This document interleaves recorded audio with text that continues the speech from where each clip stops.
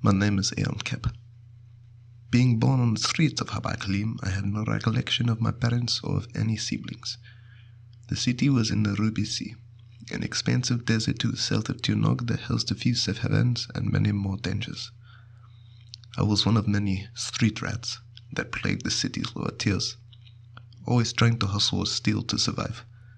Our life was a constant struggle prone to early death for a wide variety of reasons. But in an intense turn of events, I took my first life at the age of 9. She was a priestess named Marin Ray Rai. While I was trying to steal her tithe box, she caught me, and I stabbed her in the throat. A year later, I was caught up in an event that changed my life forever. An organization named the Blades of Anubis, or Blades for short, were in the process of stealing an ancient and powerful artifact from a courier heading towards the sea. The courier was part of an organization out of Tirnog named the Shades, who were retrieving the artifact for the leader, their silver hand. The Blades had been keeping an eye on me ever since I killed Ray, but when I swiped the ground before they did, simply seeking something valuable to steal for food, both factions had to pursue me. It was an intense chase throughout the city, one that caught the attention of the local militia, known as the Vipers. It ended close to one of my secret caches. I had managed to hide the crown without anyone seeing, but as I was leaving my cache, I was captured by one of the Vipers. I was sentenced to a few years in jail for causing such a ruckus throughout the city. While imprisoned, I was approached by a dwarf in the first month. The figure was known as Gimmert Arnor, and was one of the Blades assigned to be my handler. I was told that while in jail, I would have 2 targets marked for death, but I could not kill a single other person. There were fights and scraps that I had to resist the urge for, but after a year and a half, I found my first mark. The target was given a small enchantment that would make the chateau appear like it was underwater. The first was a man once known as the Saint Peter, a con artist that poisoned the people he was trying to save, and then availing them of their possessions afterwards. He was to be released early thanks to connections, and so I got to him first. My first kill was seen, and therefore extended my stay within jail by a few years. But Gimmert had promised me release for these trials, and so I waited. It wasn't until 3 years later that my second mark appeared, a massive beast of a man named Jeremiah. He came from the northeast, and shortly after his internment, he thrust himself to the top of the food chain. My goal was to kill this beast, which had avoided death so far, and at the age of 14, I had taken the beast's life, and the next day before the retaliation, Gimmert had returned and sequestered me away. I was taken to their home base, Ba'ach, to begin becoming a proper Blade of Anubis. My trainers were Zaina Kadir and Talib Nara, the cross and the pike.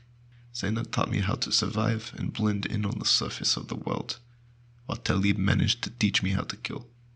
I was in a class of 6 others: Jopa, Morg, Zayoli, Azaki, Orsik, and Blossom.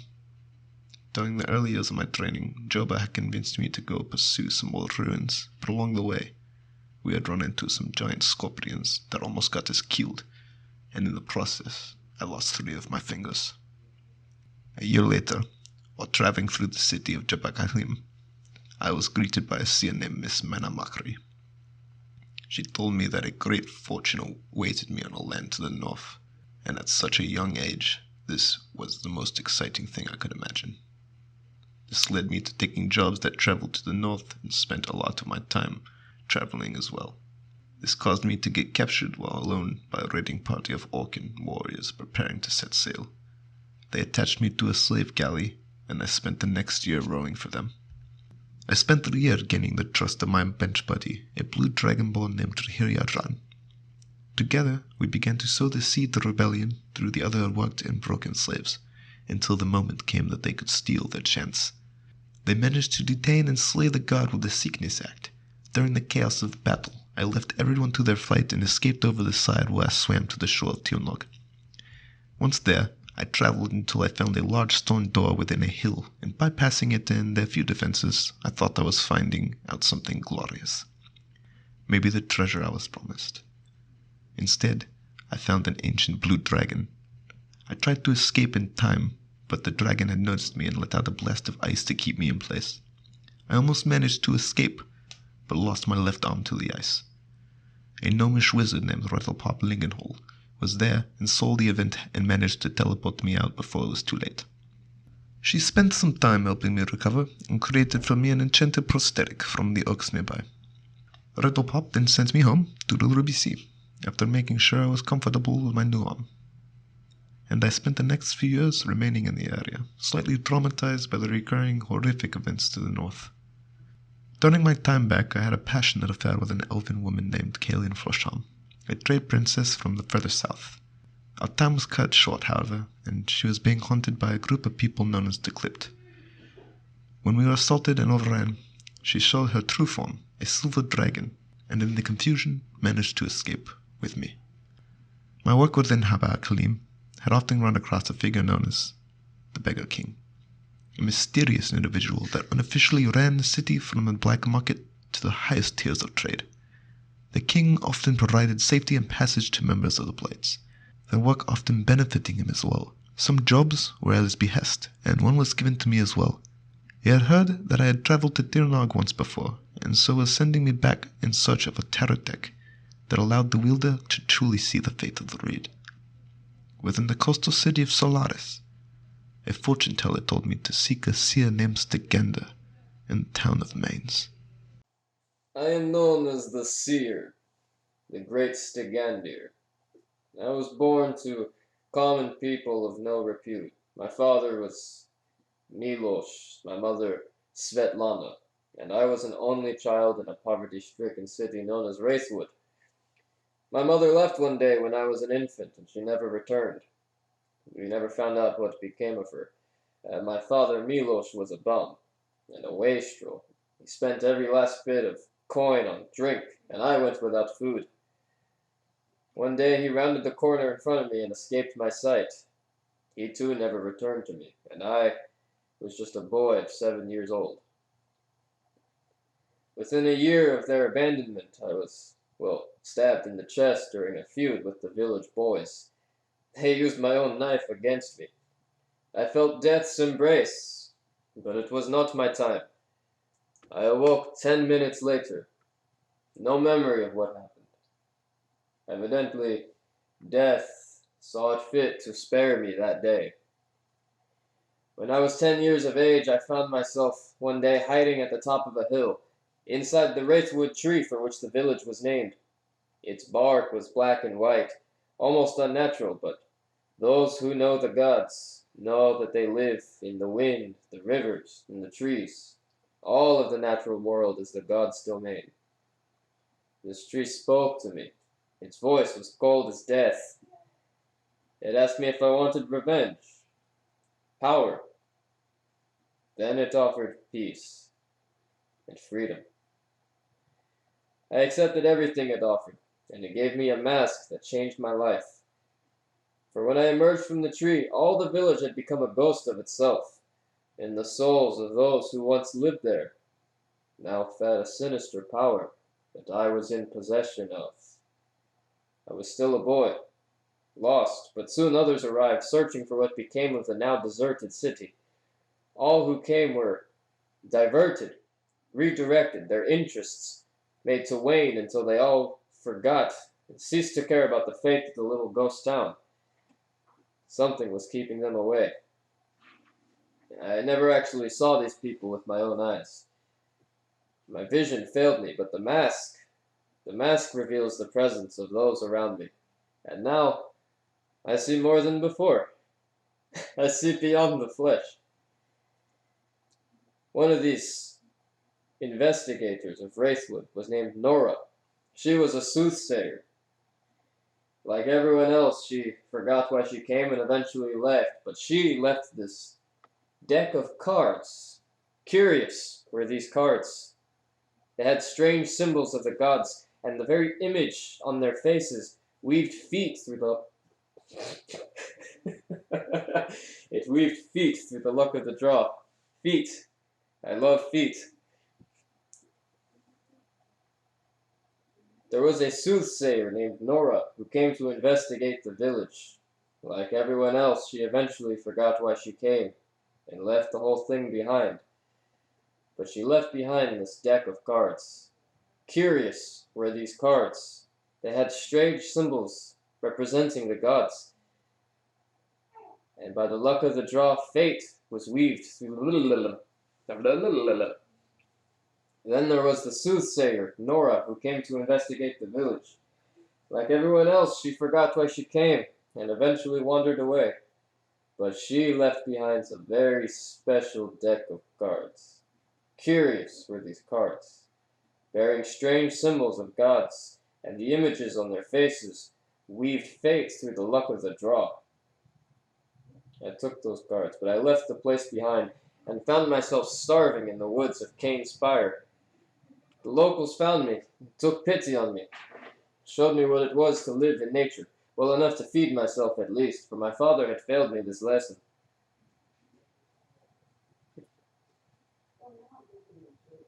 I left the place behind, but I took those cards. However, I only found myself starving in the woods of Cain Spire. The locals discovered me, took pity on me, and eventually showed me how to live in nature, well enough to feed myself and survive. However, the ways of the hunter were not all needed. I found that many people would pay handsomely to have their cards and fortunes read by me.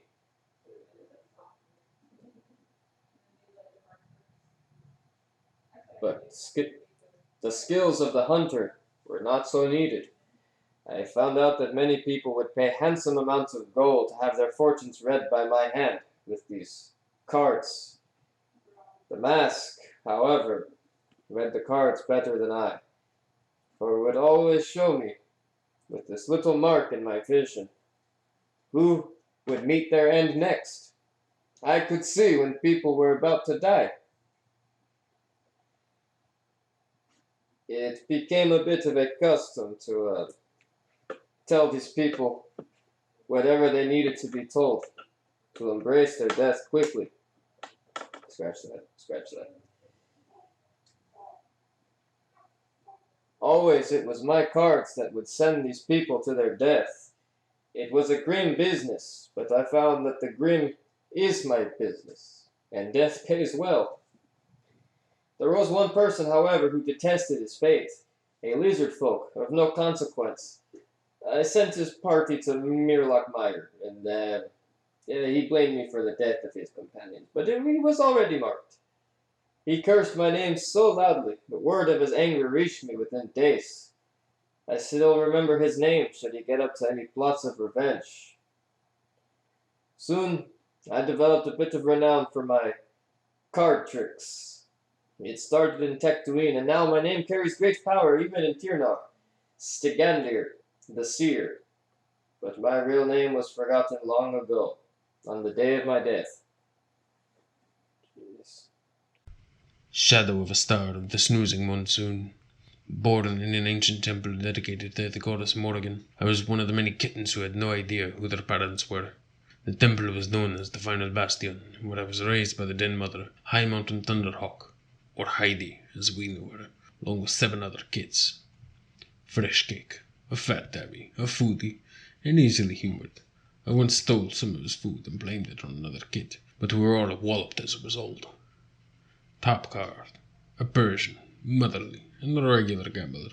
Once borrowed money from me for a gamble in one big, and I was well rewarded for my thrust. Ink on skin, a sphinx, a tattoo artist, and a casual gambler. I would often disrupt his reflective water when he was tattooing himself, and he designed and gave me my face tattoo as well. 3-3, auburn fur, druidic, and a vocal philosopher. Trained under the Den Mother, and once while training in the woods found my treasure pot and reported it to Heidi, where she deduced it was mine. Leaping frog, white-furred with black paws, standing knee-high to a grasshopper, not a fan of touching, and one of the Furies. I would often pat her head as we got older, so she saw fit to break a few of my ribs in return. Needle in the hay, black, long-furred, extremely lazy cat, and highly intelligent. Played tons of board games like Dragon Chest, never lost. Edge of the world, albino, 1 red eye and 1 green. Joined the hunters and distrustful. During one of our hunts, she shot through the fellow hunter to take out the kill. Growing up, I would spend time admiring and watching the monks, practicing their forms rather than playing with the other kids. During this, I was a stranger, different and abnormal. Because of this, I was picked on by the larger kids and almost drowned in one of their hazing rituals, giving me quite a case of aquaphobia. During Pesmesa, a game like soccer, top standing pegs, I showed off my trained monk skills and squirts while throwing shapes, taking out a few other students and granting me instant popularity. Around the age of 12, I was coerced by one of the larger kids, named Smoky Water, into sneaking into the large vault that housed many of the temple's secrets and weapons, although we were both caught by their guards trying to break in. After this, I was taken in and trained by Shady Song, which helped in the hunts as I often ended up in the luckiest of placements for finding our prey. These hunts were led by the master of the hunter, Ticking Dial. Years later, after I had been trained and was trusted with missions on my own, I was sent on an escort mission with one of our ambassadors to the Elven Isles. There were 4 inhabited islands, the Hanali, which were exceptional woodcrafters, the Amastasia, who were war-minded and cunning, the Ilfilkir, who were mystics and seers that relied on the stars for their power, and the Seathrith, who were cultists that used sacrifices and blood. Our mission was to investigate the Seathrith, who had gone mysteriously silent. Once on the island we were ambushed while in a thick fog, attacked by mad elves, and many of them were slain in the process. Star in the morning, the ambassador, and one other had made it to the boat to escape the madness, and on returning to the temple I was given a jade amulet, the Eye of Morgan, to honor me, and shortly after, Star and I were wed. At the age of 20, I had found a young man washed ashore, their ship capsized in the hectic waters around the island, named Ethor Cantalis. He was a bard, a storyteller specifically, who told me many legends of Tirnog, his homeland. I offered a few vague legends of Morgan in return, and then took him to the temple where he was imprisoned and questioned for a week. The other monks naturally distrustful of outsiders. After a Spartan but fair stay, he was given a boat and released back to the direction of the island.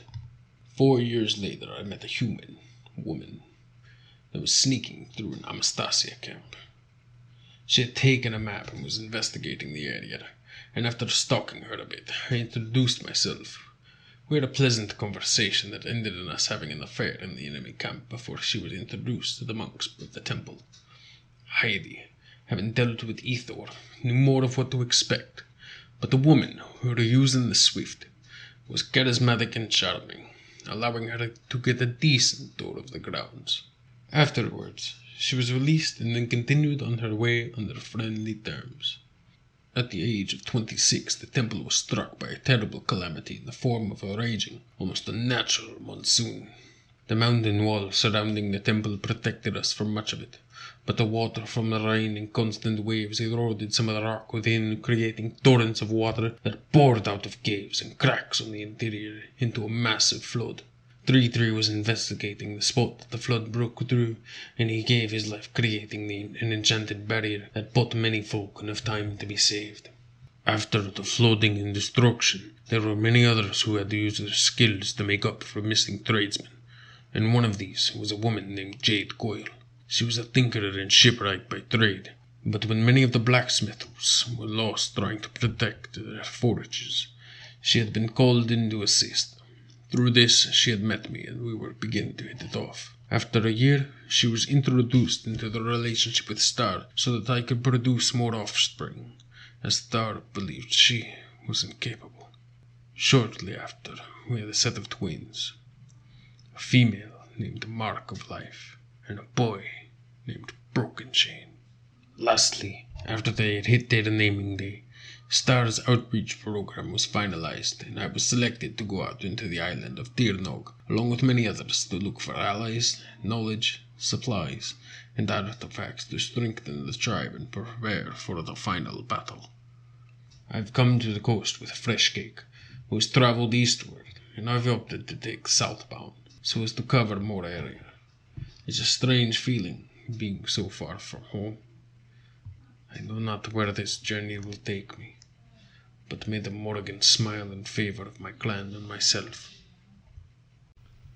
Born in the Temple of Dianchet to the parents of Bethany and Timothy, simple content townsfolk who lived in the surrounding fields. My father handled the farm, while Mother stayed at home and took care of the other chores.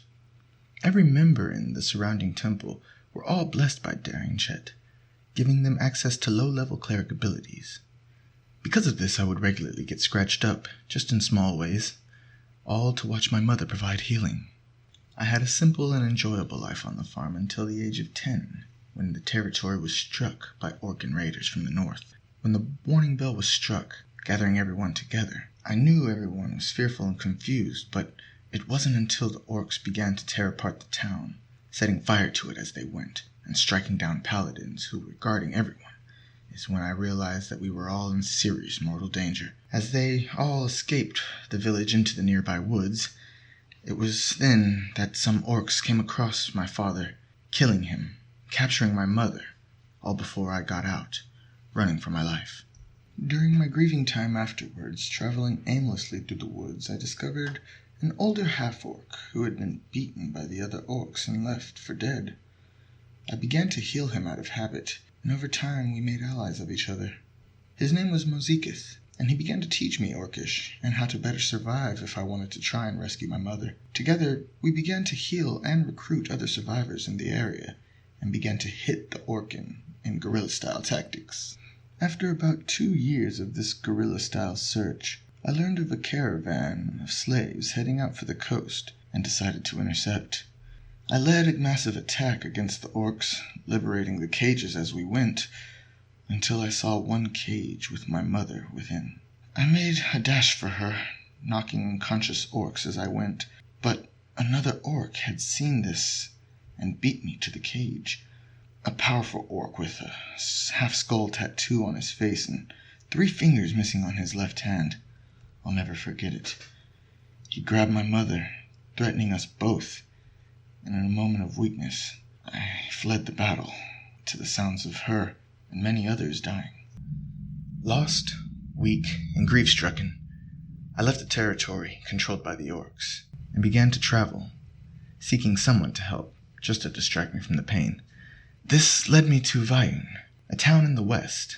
After staying long enough to help and heal people, they told me about a smaller village nearby named Anmir. It didn't take me long to get there and assist the people, and they, in turn, told me of an up-and-coming village to the north, near the coast. As I traveled to this new location, I became lost within the deep woods there. Most of the pathways still unmarked, and no different from the game trails, but when I traveled north, I ended up more east than I needed to be, and I entered a portion of a land marked with small hills. In those hills I found a large stone doorway that led through a series of trapped chambers, a massive circular room containing an imprisoned ancient dragon. Also there was a gnomish wizard by the name of Riddle Pop Lingenhall, who teleported over to me when I accidentally made some noises, awakening the dragon. She took me outside the doors and gave me a bone talon from a dragon on a necklace.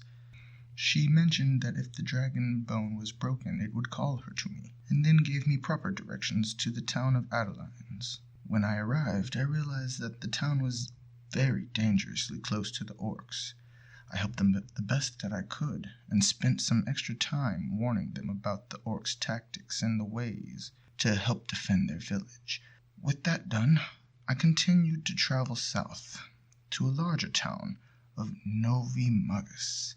Here I discovered a sinister plot unfolding, as an apothecary named Xanthus Gamali was posing as a healer while simultaneously poisoning the town. After some investigating, I led a small team of marshals to raid the store he worked from, but the moment they entered, the building exploded, killing 2 people. Although I was able to save the surviving injured, Xanthus escaped. I'll never forget what he was wearing that day. But with the culprit gone, I was able to get everyone to strong health, and I traveled once more. First I went to Babalad, cured their sickness, and then a large city of Remagan. It's the largest city in the north, and it's home to a wide variety of people. It did take some time for me to travel through the city and help the people. However, as my time ended there, I was directed to the southern village of Maines. As it was mentioned, they had recently started trading with them and could possibly use a lot of help.